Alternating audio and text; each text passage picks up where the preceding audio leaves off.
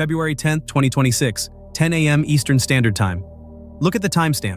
At 10 a.m., the global crypto market cap is holding steady. Traders are sipping coffee.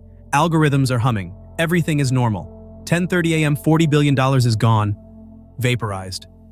In 30 minutes, that is more than the GDP of entire countries. It vanished into thin air before most traders could even refresh their screens. Now, usually when money burns this fast, there is a smoking gun. When FTX collapsed, we knew why. When Luna went to zero, we watched the algorithm break. When an exchange gets hacked, we see the stolen funds move on the blockchain. But on February 10th, silence. There was no breaking news.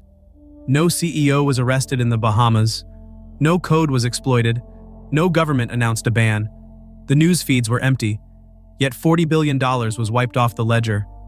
This was not a robbery. This was not a hack. This was something much more terrifying. This was a ghost crash, a glitch in the reality of the market. And the scariest part is not that it happened. The scariest part is that for the first few hours, nobody could explain why.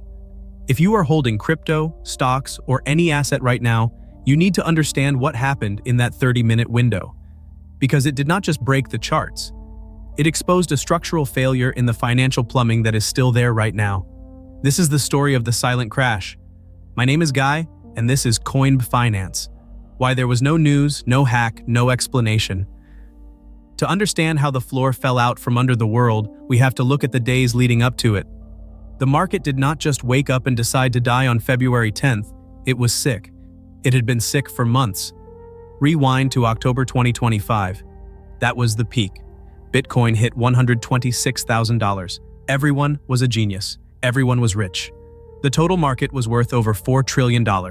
Fast forward to February 2026. We had lost $2 trillion. $2 trillion. That is a slow, painful bleed. For 4 straight months, the market had been grinding down. The market was not a fortress. It was a dry forest. It had not rained in months. The wood was brittle. The ground was scorched. It did not need a flamethrower to burn down. It did not need a massive scandal. It just needed a spark. A tiny, insignificant spark. This brings us to the morning of February 10th. The bulls, the people betting the price would go up, were desperate. They were trying to call the bottom. They were saying, "This is it. We are cheap. Time to buy." They were wrong. The institutions, the big banks, the hedge funds were not buying. They were leaving. They were quietly exiting the building through the back door. This created a specific condition called thin liquidity.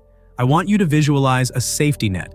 Usually when people sell, there are buyers below them acting as a net to catch the price. If I sell Bitcoin at $90,000, someone buys it at $89,900. The price moves a little bit. But because of the fear and because of the 4-month bleed, the buyers were gone. The safety net was cut. So when the selling started at 10:08 a.m., there was nobody home. There was a void. You had thousands of people trying to run through a door that was welded shut. This set the stage for the most dangerous mechanism in modern finance.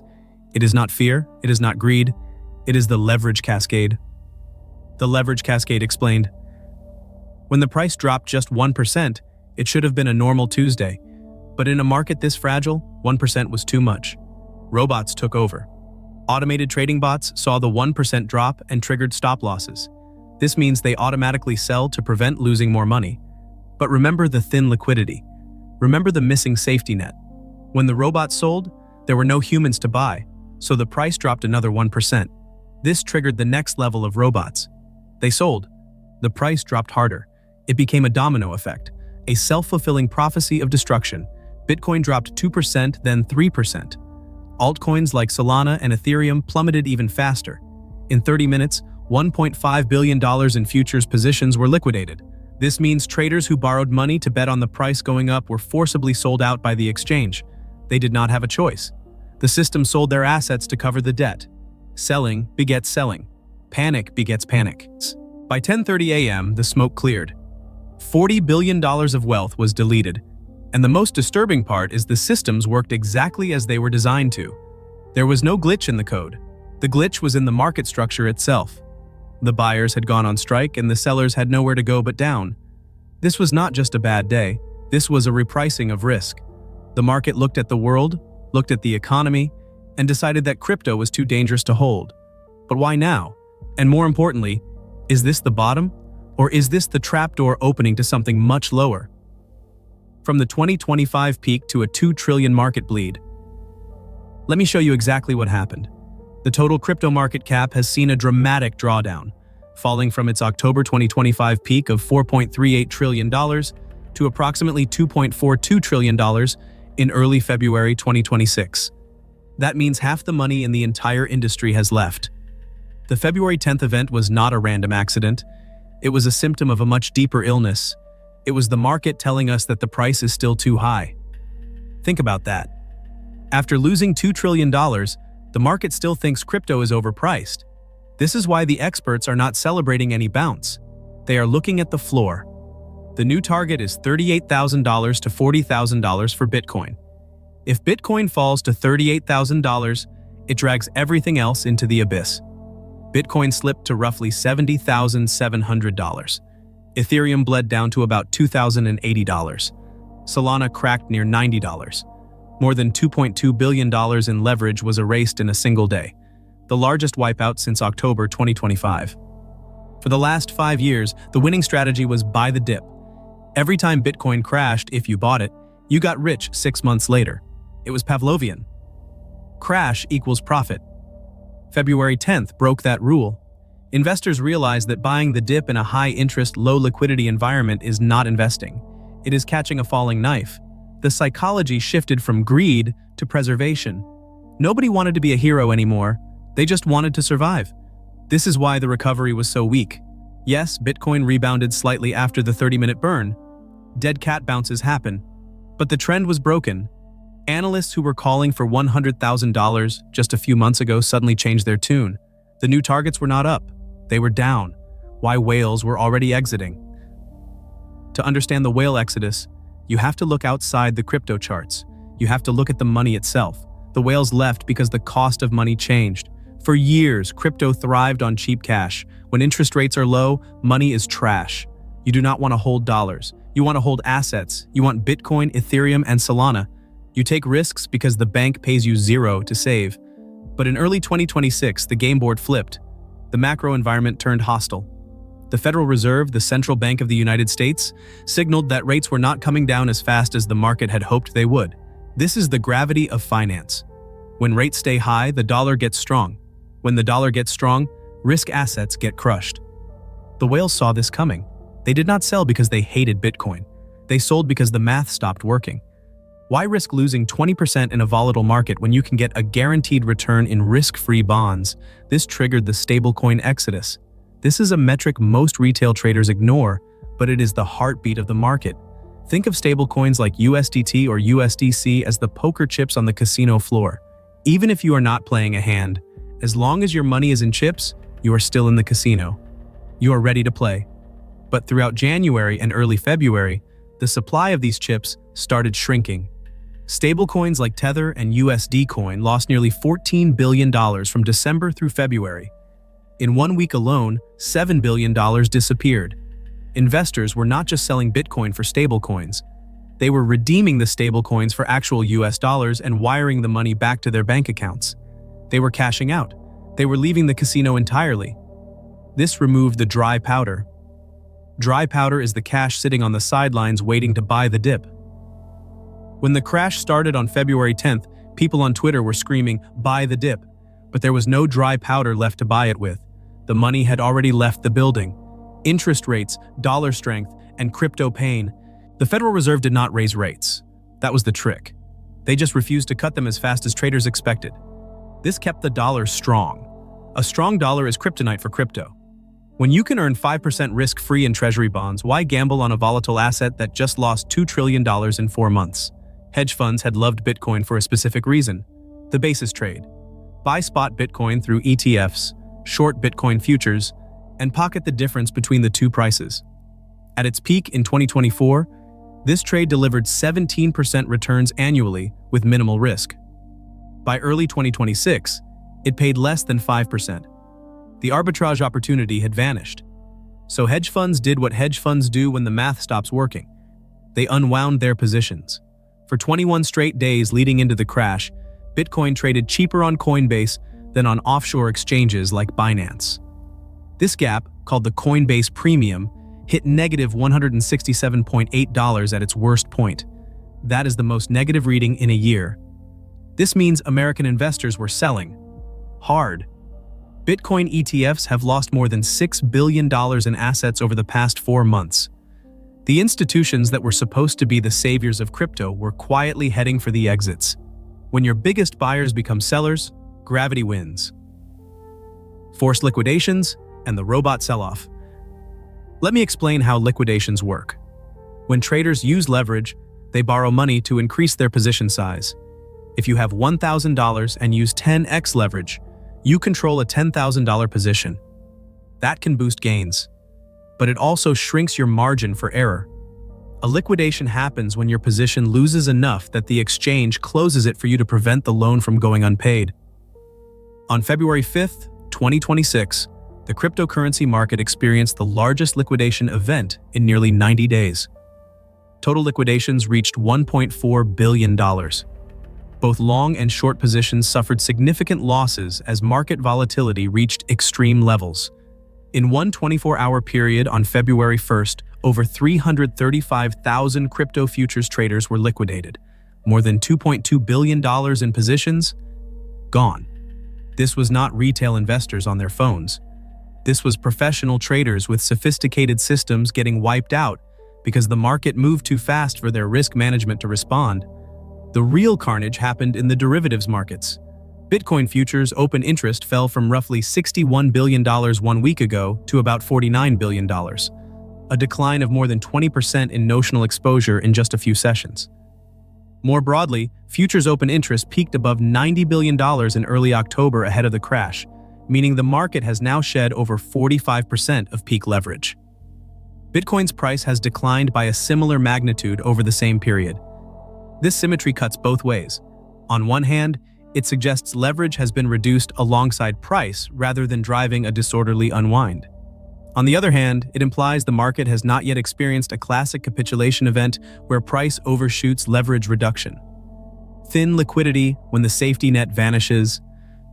Market depth is like the water in a pool.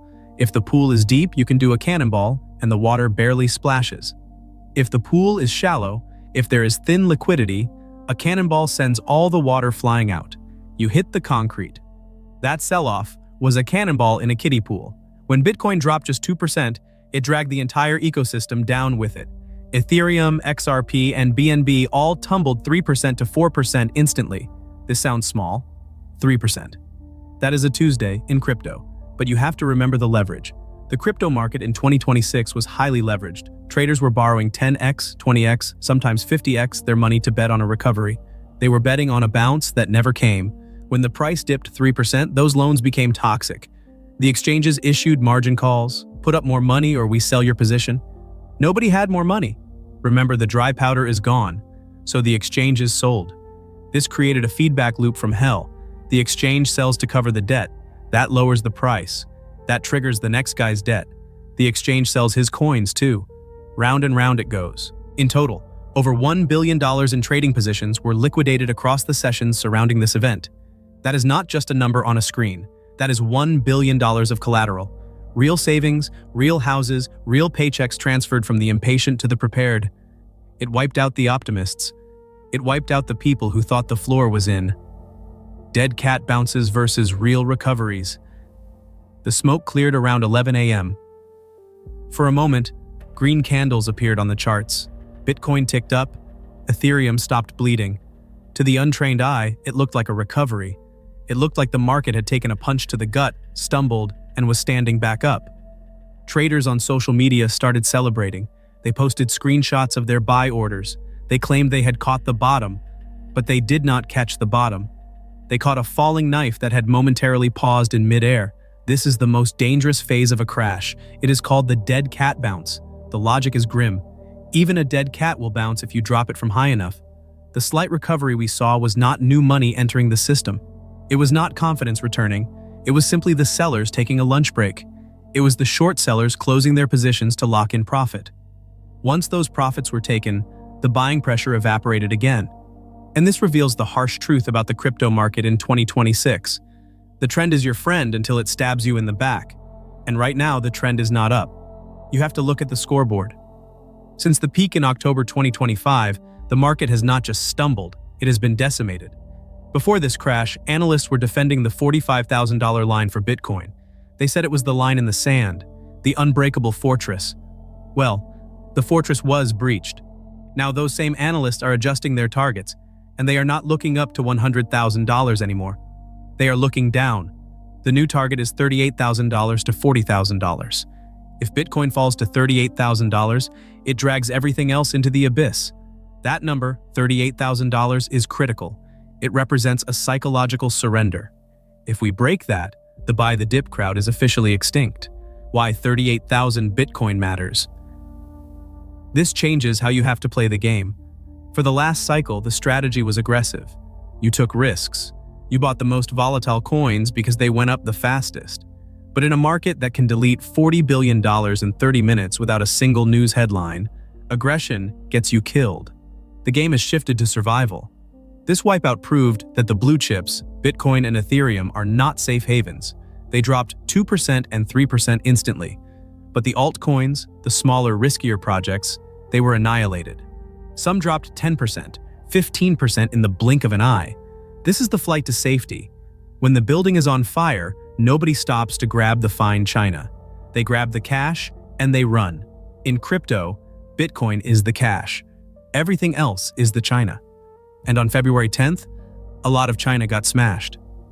So where does that leave us? We have a market with no liquidity. We have whales exiting for the safety of the US dollar.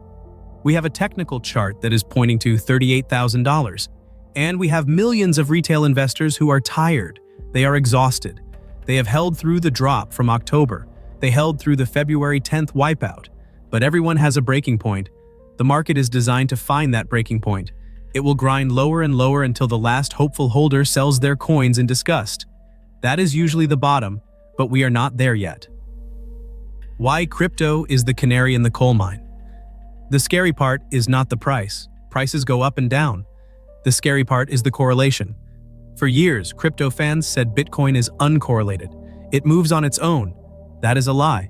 On February 10th, we saw the truth. Crypto is just a high-speed mirror of the global economy.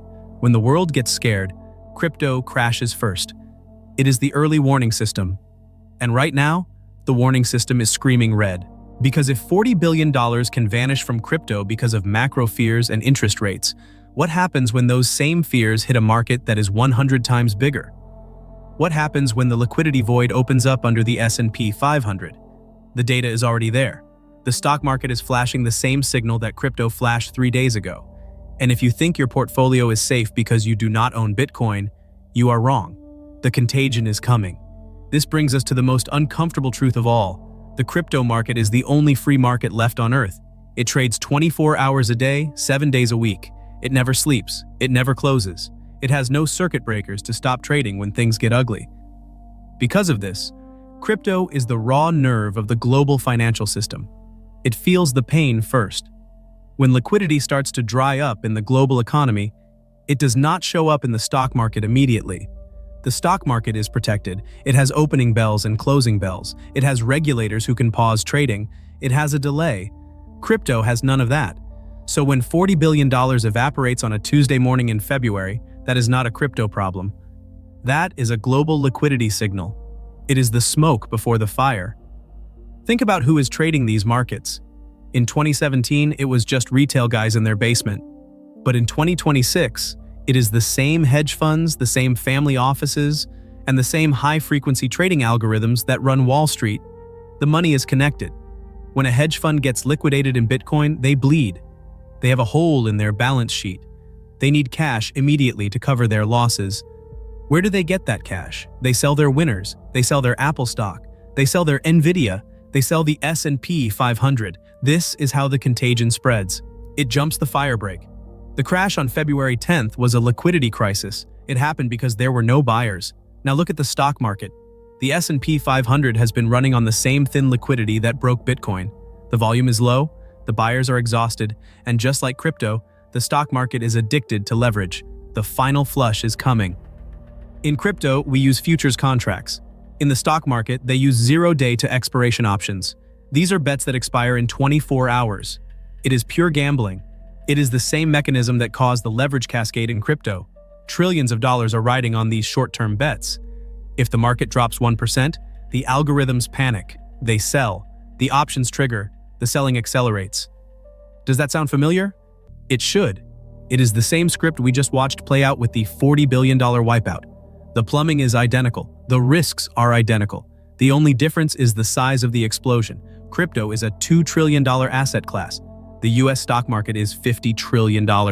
So what do? You have to stop thinking like a gambler and start thinking like a survivor. The buy the dip mentality works in a bull market. It works when the Federal Reserve is printing money, but the printers are off. The rates are high. The liquidity is gone. In this environment, cash is a position. Cash is the only thing that does not crash 40% in 30 minutes. Cash is optionality. Cash is the ability to wait. The investors who survived the February 10th crash were the ones who were sitting on their hands. They were watching it hit the floor. They are waiting for the flush. A flush is the final stage of a crash. It is when everyone gives up. It is when the price goes so low that it becomes undeniable value. We are not there yet. If the stock market follows crypto into the liquidity void, $38,000 will look like a ceiling, not a floor. The market has changed. The algorithm has shifted from growth to return of capital. You need to protect what you have. The February 10th crash was the lesson. The final exam is still coming. The liquidity has vanished. The buyers have pulled their bids. The safety net is gone. The $40 billion wipeout was not an isolated event. It was a warning shot. The liquidity void is moving. And when it hits the stock market, the destruction will make this look like a warm-up act.